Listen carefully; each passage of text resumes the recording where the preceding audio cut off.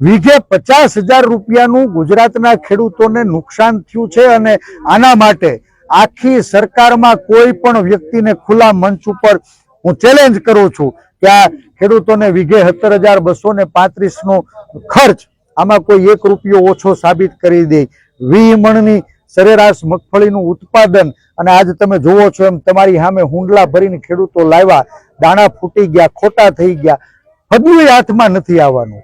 આ સ્થિતિમાં મને લાગે છે કે આપ અને એના બાપે કુલડીમાં ગોળ ભાંગી વિસાવદરના ખેડૂતોના ખંભે ચૂંટાયેલા નવા સવા નેતાએ ગઈકાલે જાહેરાત કરી કે દાદાની સરકાર 1 હેક્ટરે 50,000 રૂપિયા એટલે કે 1 વીઘાના ખાલી 8,000 રૂપિયા જો રાહત જાહેર કરશે ને તો હું ઉઘાડા પગે દાદાના દરબારમાં મુજરો કરવા જાય।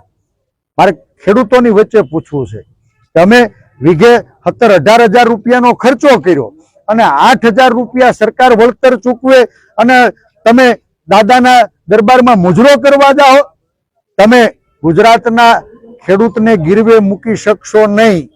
ભાઈ ગોપાલ, તમે સરકાર આરે પેકેજ નક્કી કરી લીધું હોય તો કાંઈ વાંધો નહીં, પણ ગુજરાતના ખેડૂતોને વીઘે 50,000 નુકસાન થયું છે ત્યારે એનું પેકેજ નક્કી કરવાનો અધિકાર એ માત્ર જગતના તાત એવા ગુજરાતના ખેડૂતોનો છે। તમે ગીરવે મુકાવવું હોય તો મુકાવ, પણ ખબરદાર જો આજ કમોસમી માવઠામાં પીડિત ખેડૂતોને બારોબાર ગીરવે મૂકવાનું પાપ કર્યું છે તો ગુજરાતના ખેડૂતો તમને માફ નહીં।